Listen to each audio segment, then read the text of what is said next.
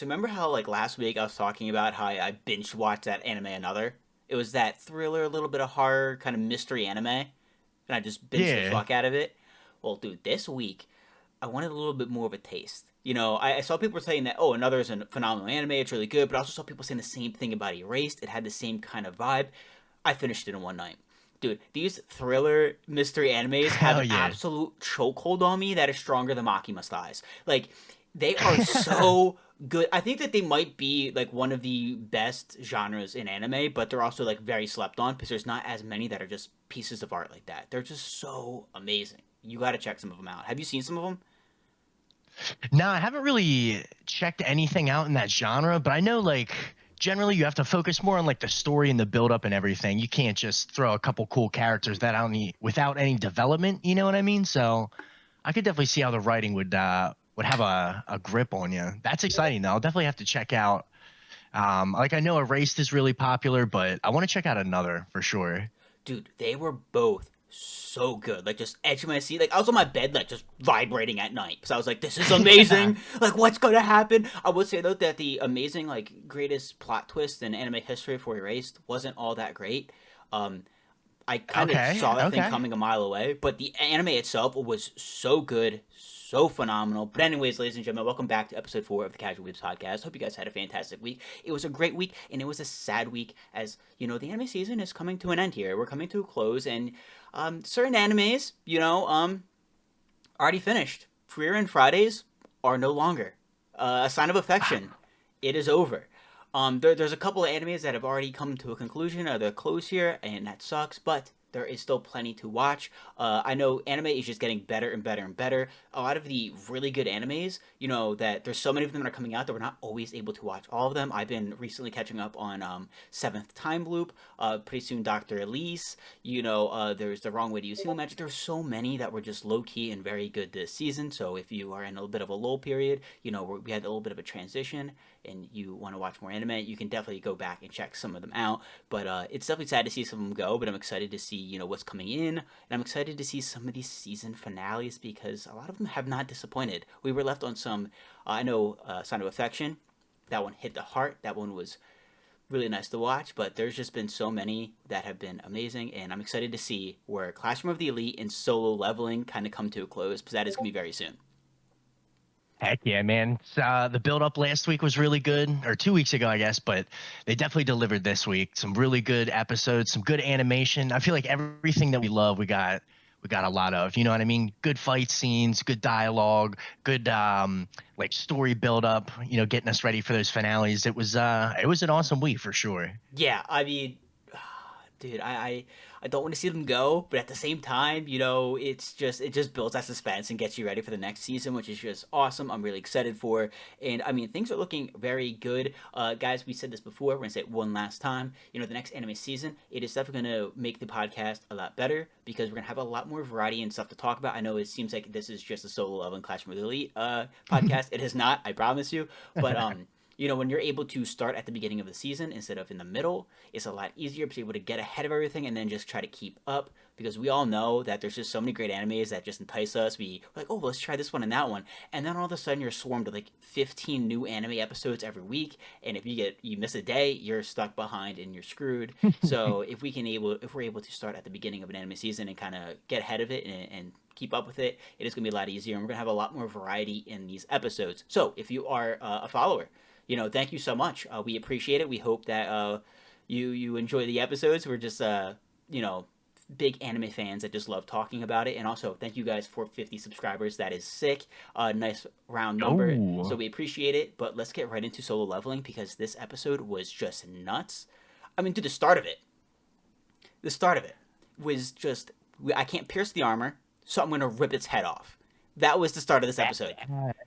Very badass. It just shows like Jim was like quick thinking on his feet too. Like I think he's really starting to get used to some of his abilities and like he's becoming more lethal. You know what I mean? He knows how to deal with different types of enemies. He's starting to understand, the comparison of like a strength type enemy versus, somebody needs agility or stealth.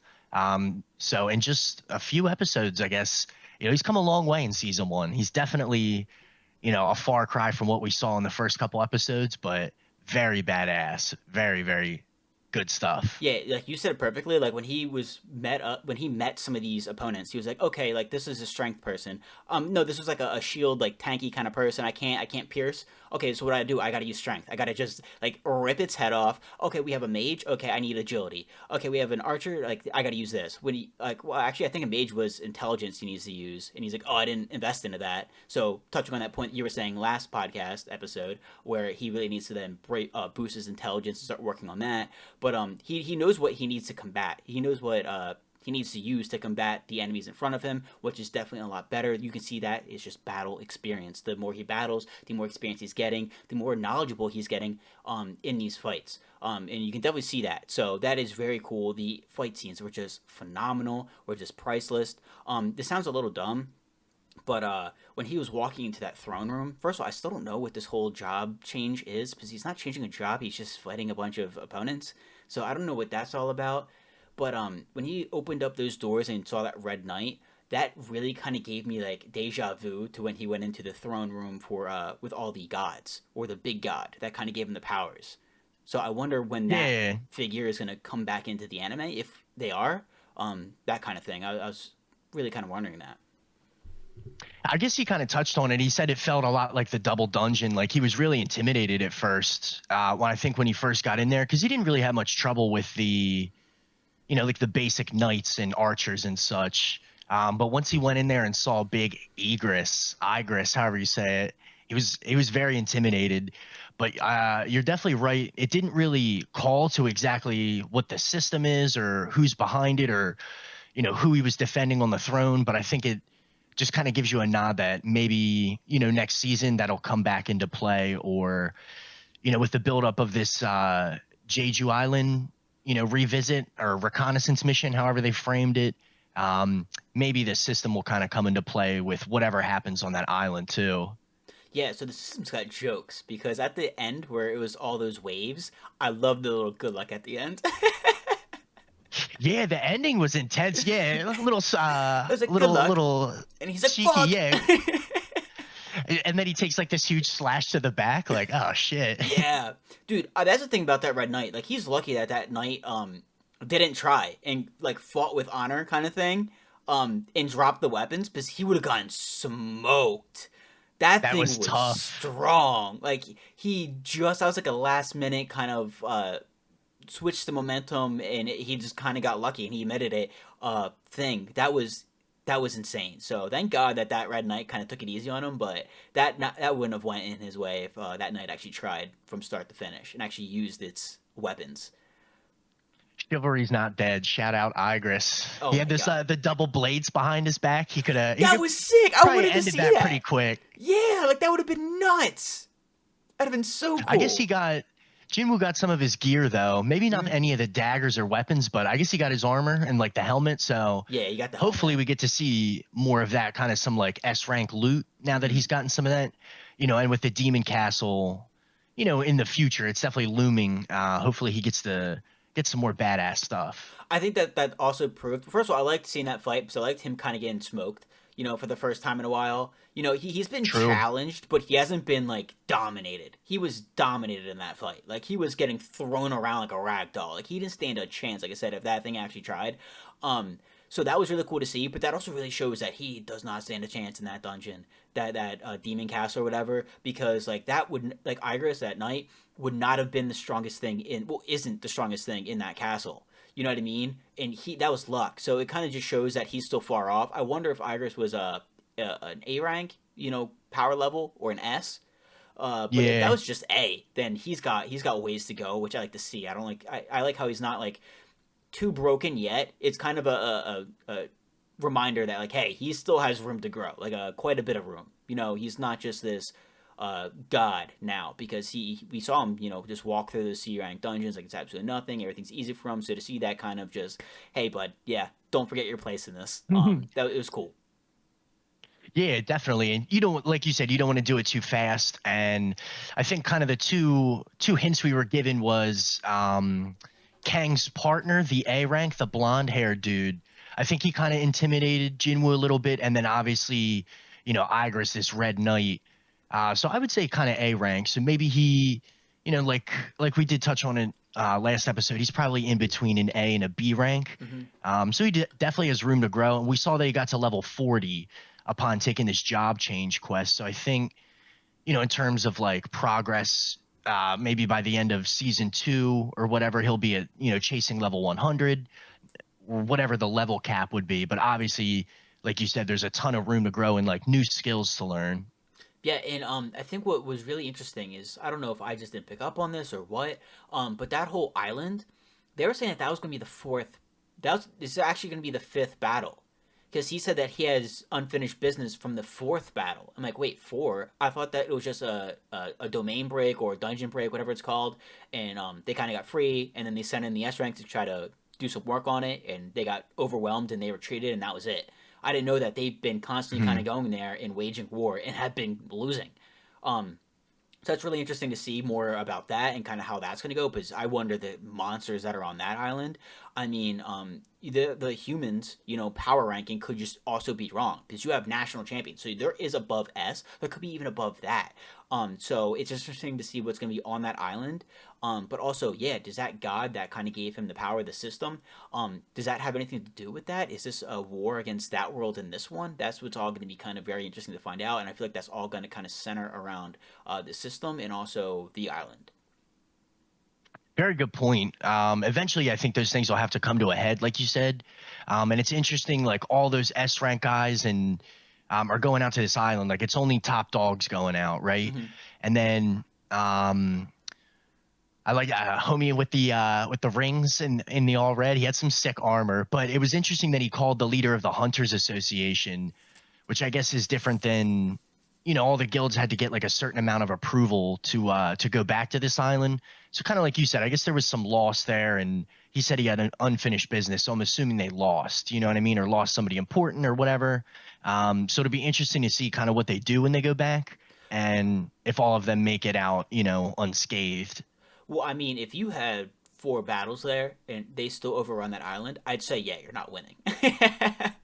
Yeah, it'll be interesting to see like I guess how they hold up because like you said, their power system might not be accurate or that close. Like Mm-hmm. nobody really seemed to have an idea of what's going on with Jinwoo. And for there to be like a level above S rank, I would think he wouldn't have been the only one to like awaken twice, or maybe once we meet a character with a second awakening, we'll get a better understanding of like what that kind of power ecosystem could be. Yeah, and also it's the I think that what they wanted the permission for is that right now those monsters that are on that island, they're staying on the island. I think that the real thing that they're afraid of is that we're gonna just poke the Hmm. bear and they're gonna find a way off the island, and then it's boys, we're in trouble. You know what I mean? So I feel like that's where needing the approval and to kind of deal with that. Because they even said that we're just gonna kind of poke around, prod around, and see how they react, see to what extent they react, and kind of hope for the best. Hmm. Hope that they don't decide Yeah. to come to Japan and pay us a visit, but yeah, I think that the island's gonna be super interesting. I feel like the island's gonna have at least a season or two to it to itself. I feel like there's gonna be multiple battles there. I feel like that Jinwoo is gonna be going there multiple times. So it's gonna be interesting to find out, and I wonder if we're gonna have a world war because again, this is all pure speculation, guys. We do not read the manga, or at least we're not gonna talk about the manga. I have no idea about the future of solo leveling, so it's all just my imagination. I kind of think it would be Same. cool, or to a certain extent, of like why wouldn't there be a world war? If you have these gates opening between these two worlds, why wouldn't one of them decide, hey, let's go take over the other? And when you have these monsters that are clearly stronger than the humans, I feel like they'd be the aggressors to kind of be like, hey, let's kind of push through because the humans are just being so greedy. Typical human beings, let's just feed into greed. Yeah. They go into these domains or these dungeons and they're like, okay, how can we get these resources to profit off of? You know what I mean? And to advance our civilization.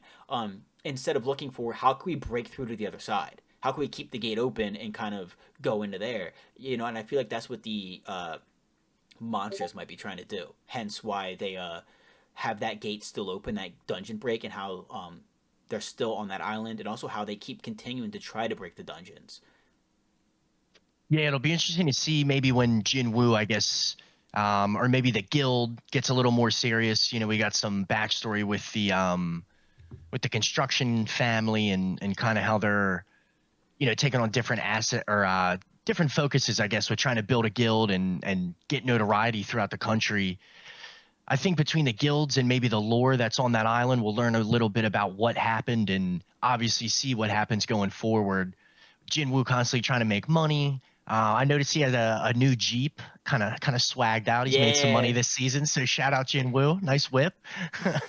um, so like just kind of seeing how that lore plays into it and maybe give us a better idea of what we can expect. Because like you said, this is just pure speculation. Mhm. I haven't really an idea of like what the system is or stands for, or what realm these guys come from. So it'll be interesting to see kind of how we get more information on that in season two. Yeah, season two's gonna be awesome. And to think too that solo leveling kind of started a little late, where that was only episode 10, was it not?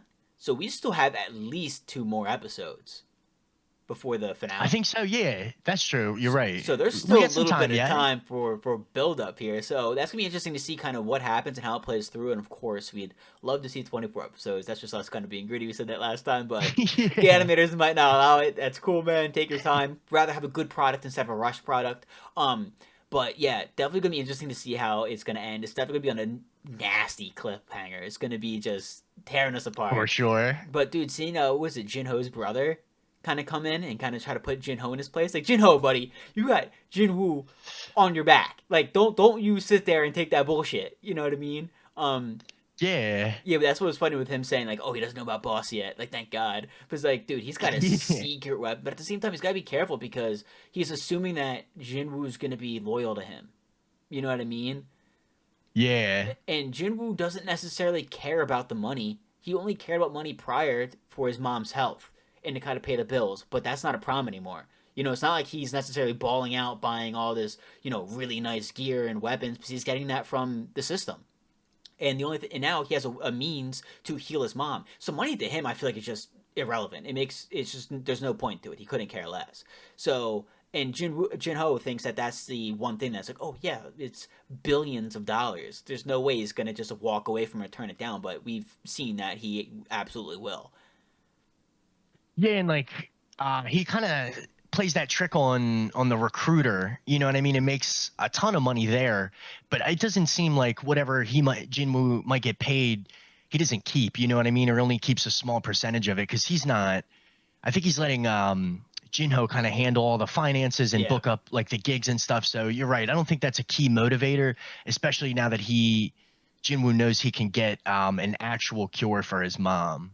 Oh, So that'll good. like I guess he has to get the elixir of life. Mm-hmm. Hopefully that cures her. You know what I mean? I'm not sure where that'll go, but I think he's more focused on that and getting through, maybe an S rank dungeon, than like you said, amassing a ton of wealth.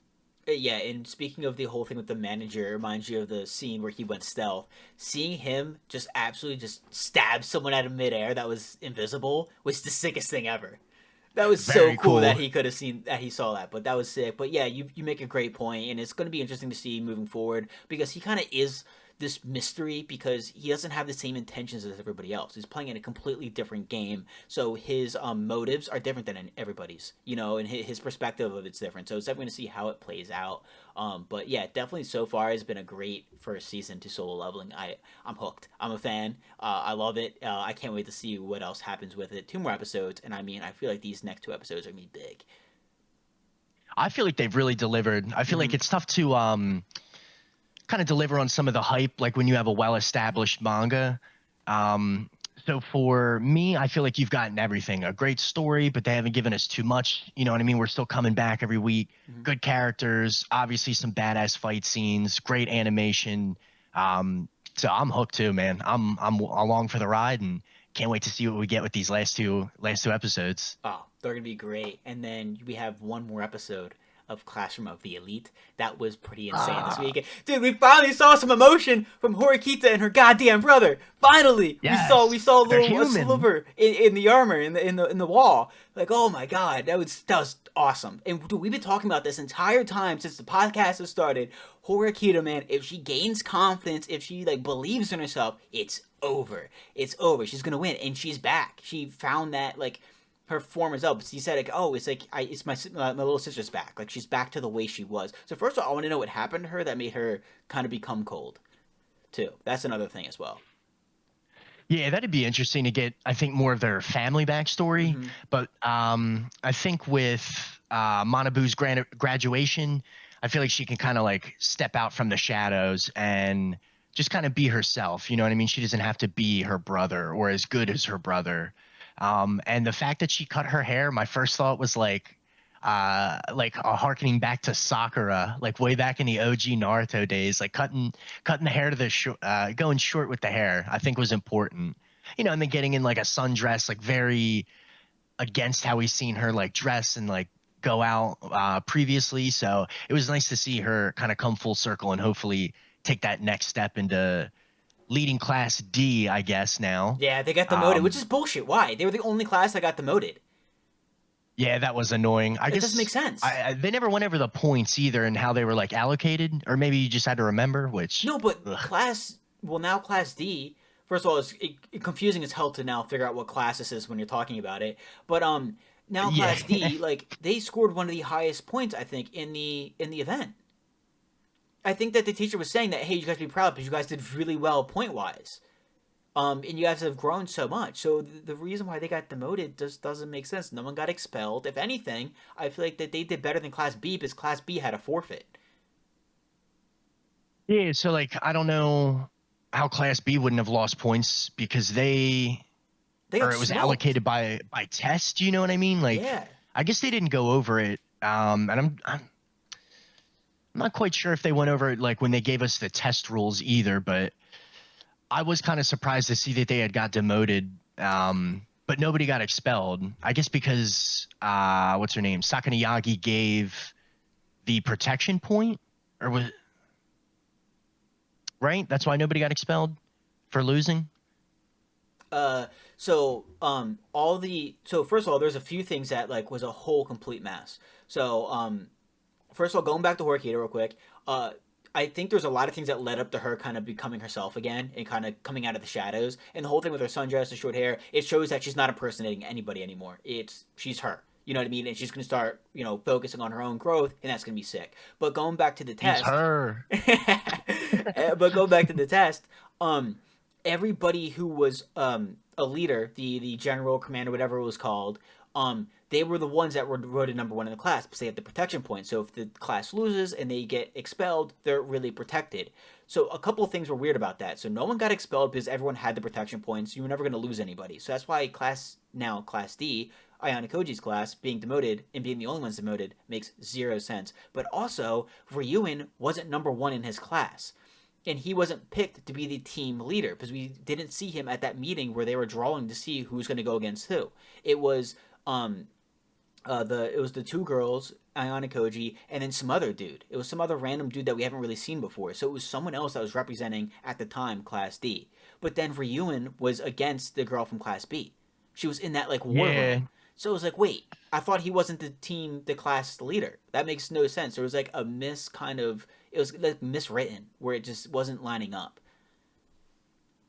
And maybe Ryuen just doesn't follow the rules. We know he doesn't give a shit, but I didn't understand that either. But I guess yeah, if they all have the protection point, they wouldn't get expelled. But Yeah, no yeah, one got expelled. I don't know how the breakdown of points between classes was like all or nothing. You know what I mean? You either Mm-hmm. win all the points or nothing. I don't know if they specified that, so And the thing I is, have to go back and look. yeah, and the thing is too is that like Class B got smoked. Like they didn't really win any rounds. So I think they won the least amount of rounds out of all four classes. So the fact that it was only it doesn't make sense. I think that this episode with the end of the kind of test was a little bit poorly written, especially with like I said, Ryuen kind of somehow becoming into that war room and becoming like the team the class at the time D leader. Didn't make any sense, and then also with only Ayana Koji's class being demoted, those two things really made absolutely no sense. Maybe they're better explained in the manga. Sometimes we have that where the anime just doesn't explain things or kind of messes things up. So I have no idea. Maybe something we have to look into. If you read the Classroom of the Elite manga, if you could clarify that and for us in the comments, that'd be awesome. But yeah, that didn't quite add up. But what is really really cool is that next year is going to be amazing. Next year we're Yeah. done with introducing characters. We're done with character development. We're just it's just mind games. It is just psychological warfare. It's a warfare between all four classes. Class D, Ayana Koji's class, they're ready. Horikita, she's found her confidence. She's herself now. She's not imitating people. She's coming for the win. She broke the alliance with Class B. She's like, fuck you, I'm coming for you. Okay? Like, you Yeah. watch your back. There's no friendships here. Class C, well, now Class C, Ryuen is back in power. He's got that class under wraps again. He completely dismantled Class B, made an embarrassment of them. He's like, I'm here, baby. I'm back. I'm ready to win. We have Class B, who, honestly, I think they might be the weakest link going into the next season, because the only thing that really had them going for them was unity. There's not really any like big Mhm. brained or athletic people in that class, and it was just them being so unified that made them like a force to be reckoned with. But now, since everyone is so unified and also has so many strengths to them and so many weapons in the arsenal, I feel like Class B is going to be lacking. But then Class A is ready to go. I feel like their senses and their skills have been sharpened because they have been challenged and they almost didn't win. Mhm. There's a chance that they wouldn't have beaten Ayani Koji's class. So I feel like that was a wake up call for them where it's like, okay, like people are coming for us. It's the real game now. The real game is being played. So I feel like Classroom of the Elite going forward now is going to be very fast paced and very entertaining because, like I said, it's not the building of the environment. It's not the character development. We have all the pieces on the board. We have everyone built to where they're going to be. Now it's to see who's going to win and who's going to lose.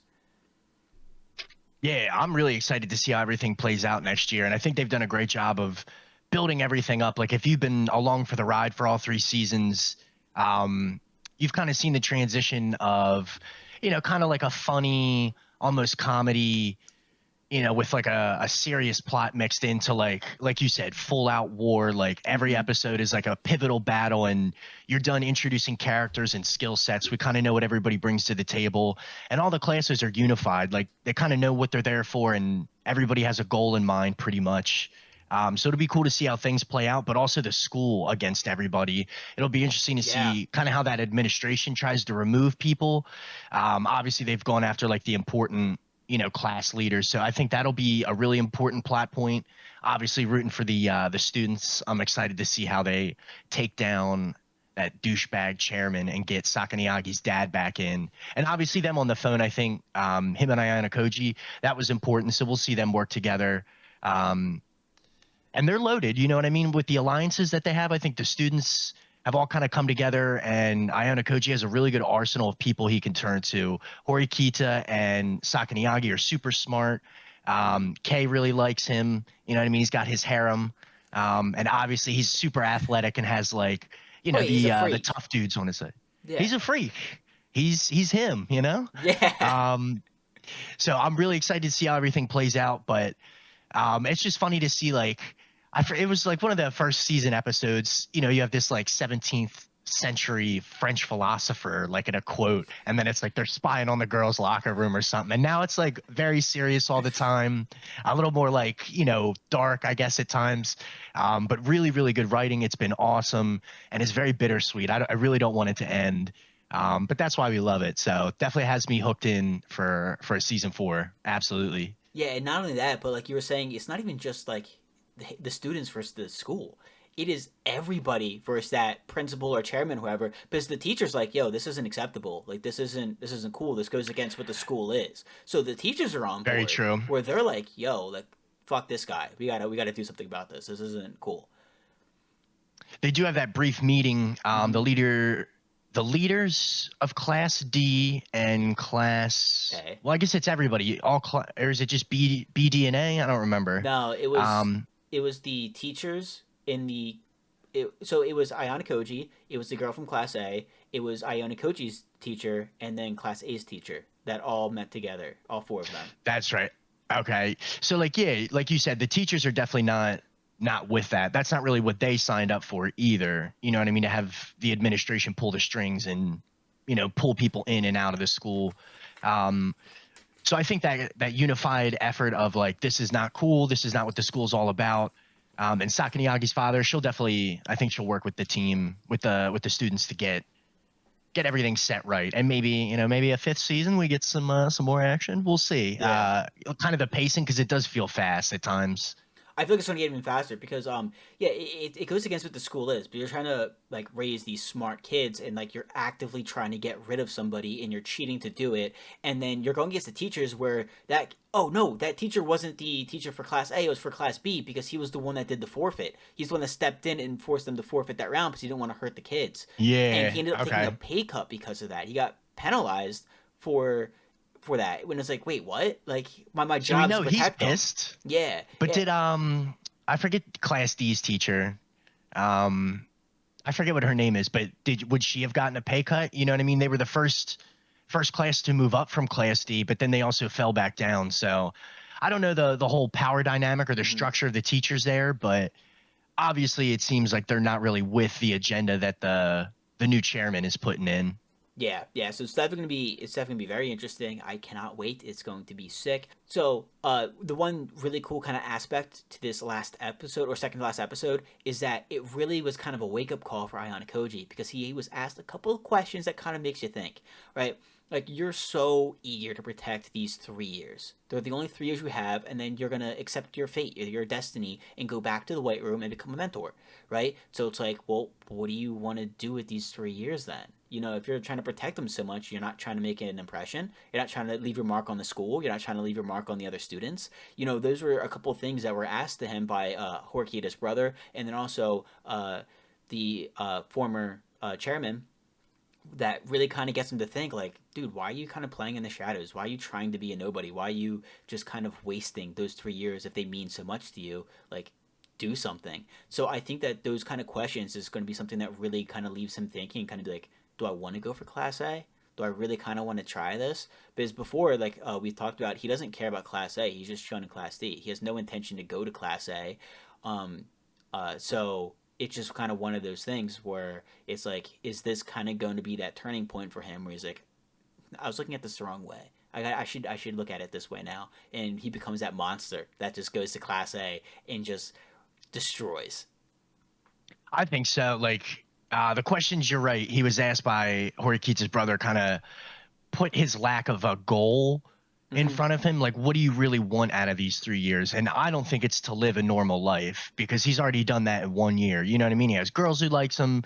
He's done pretty good at school. He did well at the track event against the student council president. It was like a pretty feel good year for Class D, other than maybe how it ended. So I think that kind of put in front of him like, what do you really want out of the rest of your time here?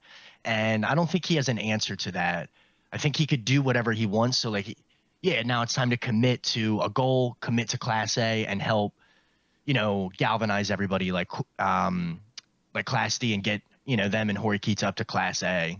Because I Yeah, think that's a goal everybody could get behind. Otherwise, I don't think he would do something super selfish. You know what I mean? And yeah, I don't think he really wants to be a mentor either. To go back to the White Room, that doesn't yeah. strike me as something he's like passionate about. So that's something that like, you kind of brushed up on is that like he hasn't decided anything, but you can definitely tell he's thinking. You can definitely tell it like really kind of was like, oh wait, hey, I didn't really think about that. So it's gonna be interesting to see what he decides to do with these last 2 years, what he decides to do after the high school. You know, so it's gonna be really interesting to see his decisions and kind of what happens. I don't think we're gonna find that out next season. Maybe the season after. Maybe that's something that is gonna be readdressed and brought back to the end.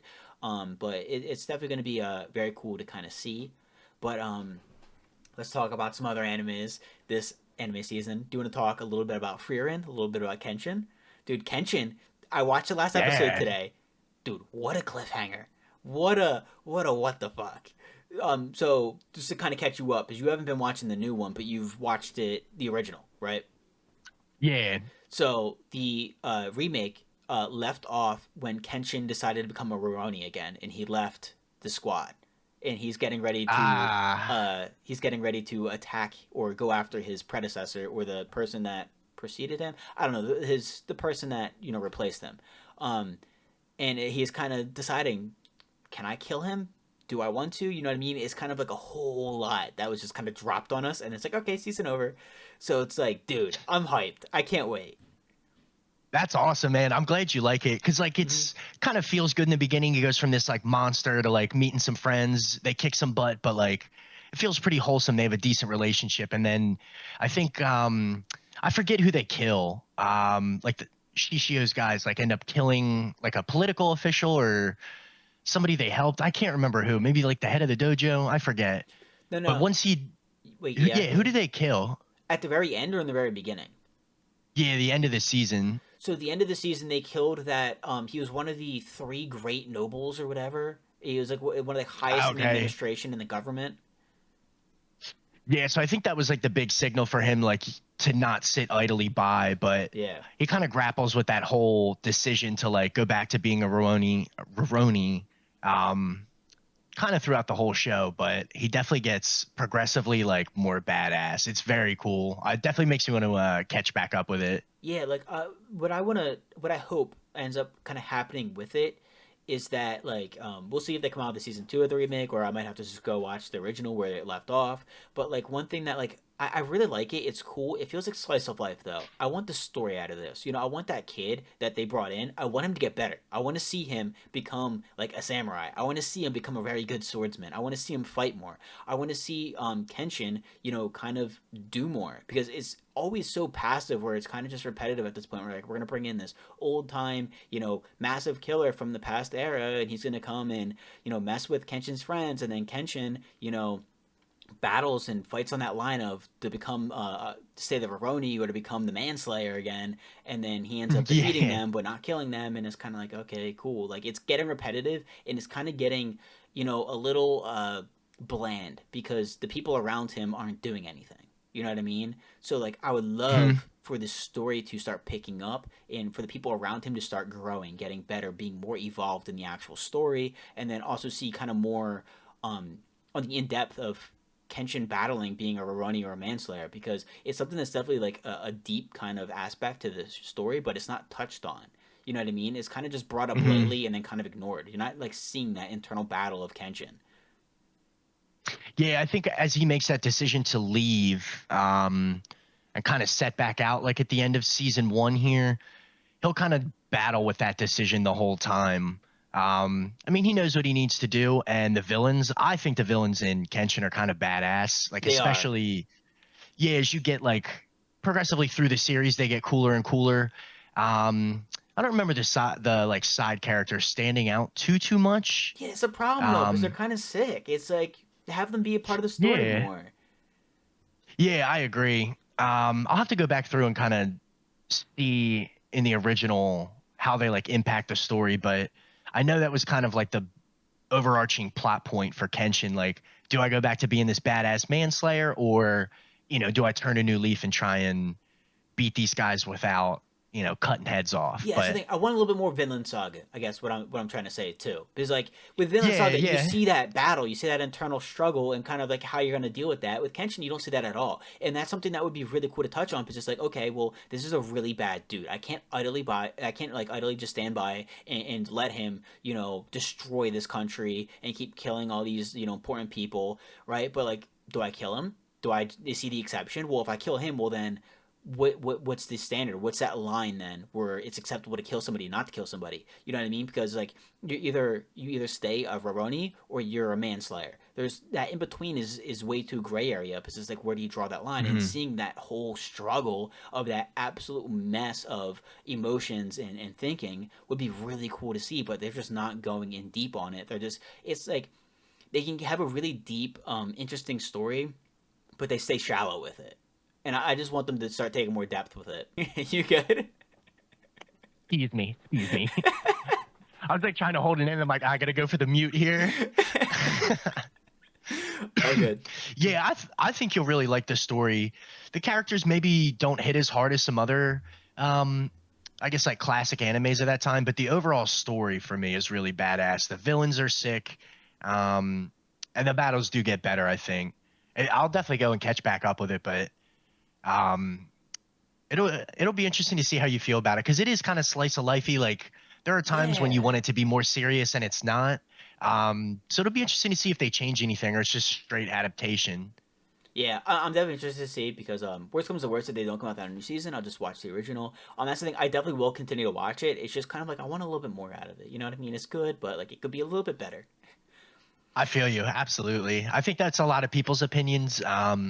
So hopefully you enjoy it by the end. Hopefully it feels like it was a worthwhile Oh, watch. You know what I I already mean? enjoy it. Like it's already been worthwhile. I think Kenshin is such a cool character. I think a lot of the side characters are really cool, and the villain's really cool. It's just the way that they're handled isn't always the best. It's kind of like, oh, like I'm just gonna beat you non-lethally, and then all of a sudden they're like, okay, fine, I won't attack you anymore. Like, come on, if that was a real villain, they'd go back and kill your friends until you snap and put an end to them or arrest them. But they're even not even getting arrested. They're just like walking away, like, oh, I got beat up. I'm done. Like what? Yeah, like no way. Especially in like feudal Japan, I guess. Yeah. It was a lot more cutthroat than that, but You're a badass, like um a lethal, warrior, and someone beat you with a dull blade, and you're just like, okay, I quit. like this guy's too tough for me. I'm not gonna try again here. Yeah, but just want to see a little more. But yeah, I definitely do like it. I've already enjoyed it, and I can't wait to see more of it. Frieren Fridays have come to an end, boys, but not if you're a dub watcher, which me and Blake both are. So, what have you thought of Frieren so far? I know you're not completely caught up, but you've watched a good bit, right? I'm right up to where like they're gonna go for the mage like test. I don't know if it's first or second class. Trying to remember what village they left last. Oh, so you haven't even gotten to the first test yet. No, they're not at the test yet. Okay, okay. Dude, yeah, the testing is nuts. That's like, I was fooling around on Reddit, and I'm like, oh, it's yeah, like come on, man, what are you doing? What are you doing? And it was like you're I asking for saw a couple new trouble. saw a couple new characters. I'm like, all right, we can't go there yet. All But right, all some of right. the other like styles of magic look really sick. Hmm. I'm really interested to see how those characters like implement that stuff. And Fern, I feel like she's a beast. She's a natural. Oh my god, dude, Frieren just lights it up. It's insane because I feel like the anime really runs when they get to the test because before it was, yeah, like people were saying like, oh, I thought Frieren was just slice of life. Yeah, to be honest, it really was. It was like 80% slice of life, 20% like action, but those action scenes, man, were they good. Seeing what's his face just absolutely just smoke a dragon, that was insane in the very beginning. He's like, Frieren, hurry up, take the shot, kill it. And Frieren's like, dude, you killed that thing. Like, what do you want me to do? Like, get up and stop crying. Look at it. He's like, oh my god, I did Yeah. that. um, and then the against Aurora, geez, that was such badass. But I feel like what's really cool is that now they're at this first class mage exam, and they're actually really taking their time with it. It's so many episodes, it's so detailed and thorough, and then also it is just so many action scenes. The fight scenes are incredible. Seeing all the different kinds of magic, seeing everything that's going on, it is just insane. So I wonder if this is where Frieren really kind of dives deep, story wise. I know that their season's gonna be over in a couple episodes, but I wonder if season two, season three, even season four, if they have it, is now going to be way more in depth, way more story based, and way more action than what we've been seeing in the beginning of this first season here.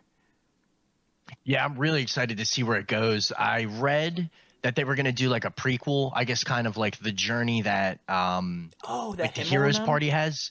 Yeah, that would be awesome to see. I saw that the manga is going to take like a indefinite hiatus, so hopefully nothing crazy. I'm sure like with the blow up in like popularity and fame, it's probably overwhelming. Mm-hmm. But I love it. I think it went from like a funny kind of cheeky slice of life with this like OP, super old mage who can kind of just do whatever. But now she like feels, she's getting some responsibility, and I think she Yeah. kind of realizes, her relationships maybe where she didn't take it seriously enough or pick up on hints, cough cough.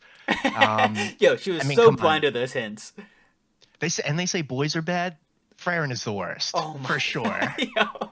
For sure. But like, I don't know. I loved her party. You have like the drunken, like happy-go-lucky priest. Like Himmel's kind of corny and kind of a fraud, but he's not. Like, and Yeah. then Freyrin's just OP. Like, really great characters. And like, as soon as it starts feeling slow and like they're just traveling, like yeah, somebody will kill a dragon or they'll get have to square up with some demons. Like, I'm really interested to see where the story goes, and hopefully we get a little more about Freyrin. From the prequel. I, Yeah, and like how I forget what her teacher's name is. Her teacher kind of seemed like quick-witted and like, Oh, okay. Listen, if there's gonna be a prequel, that's what I want to see. Her time with her teacher, who was deemed like one of the best, witches. Um, I wouldn't want to see the heroes party though, because we are already seeing so many flashbacks from that. we see that like every other episode, a flashback to when she was with Himmel and their adventures. So I feel like seeing a whole series based off that would be a little redundant, would be a little like, okay, it seems a little too like deja vu. But seeing her like when she was younger, that would be sick. That would be very cool. Yeah, and you could dive into like maybe more of the lore and like the magic side of it Mm-hmm. more, which I think would be really sick. And you also kind of know like what the hero's party does. They win. You know what I mean? They Mm-hmm. beat the Demon King, and like you kind of already know that And resolution. you already know a So lot of the it'll be interesting to stories. see. Yeah, yeah, and like the places they go, they kind of retell some of that stuff. So it'll be Mm-hmm. interesting to see kind of what they do with that. But she seemed like really quick-witted and kind of like underhanded at times, where like Frieren seems very honest and straightforward. So I would like to see a little bit more of that. That would be cool. Yeah, and it'll be cool too because then that prequel, if it is how we're kind of talking about it, could then end with her meeting Himmel and all of them. And it's kind of like then you get all the pieces. And you're like, this is cool, this is cool. I feel like that would be a great way to do it, but we'll see what they do with it. But yeah, dude, I'm excited for the future of that. That's gonna be so sick. That's another anime that just looks awesome. So many great animes have been coming out, dude. I mean, so many this season. I feel like yeah, like for me, Frieren speaks to like the depth of this season because it's maybe not something I would check out right away, but like you've had so much good stuff. Like I didn't think I'd be jumping into Frieren for 20, 30 episodes or whatever it's going to be, but there's a lot of really, really good stuff out there. And I think if you just like get a couple episodes in, a lot of this stuff you're going to fall in love with. Oh, dude, it's like one of those things where like I had such a list of like all the animes I'm watching each week, and there was so many I had to like sacrifice that I just couldn't watch because I just had too many. And it was like now it's kind Yeah. of going back and it's watching the wrong way to use healing magic, and it's like, dude, this is really good. This is amazing. And then I started seventh time loop that with the villainess, has lives a long happy life with her worst enemy. That was really good. I binged that in like 2 days. I had 12 episodes, so I don't know if we're gonna have one more. I don't know if it's gonna go to 24, but I caught up to 12. Amazing. Amazing. Dude, she is Yeah. waifu of the year. She wins that shit. I mean, the dude is awesome. It's such a good anime. Dr. Elise, I hear phenomenal things about. I hear so many good animes have been out. Shangri-La Frontier, that has been so good. If you love isekais, I personally love this. It does not have a harem in it, which is rare to see in an isekai these days. Um, Yeah, true. it actually has a lot to do with just you and your buddies playing video games, which I think is so sick. The action gets really good in that. I think the little beginning of the season is a little bit slower because they have this weird romantic interest that doesn't really do anything, and it's him alone. But midway through, towards the end, when he has his two friends and they form that party and they're fighting some big badass enemies, it is so good. Apothecary Diaries, that one's so good. The Apothecary's Diary, that one is so amazing. The animation is beautiful. The storytelling's great. The characters are phenomenal, and it's another longer season. So just watching all these animes and seeing how they're evolving and growing, and they're just doing so many of the right things. It's so hard. Like you can't watch all the best animes in a season anymore, because there's just so many. Heck So yeah. And yeah. it just shows like how far the quality has come for a Mm-hmm. lot of shows. Like you said, the list is tough. It feels like you're like making a roster. Like, all right, what do I have time to watch like this Dude, season I or have this to week? write And out a then schedule so I can remember and like keep track of it. And if you miss a day, you're fucked. Because that's four I know episodes you gotta watch on you're top of playing catch up. yeah.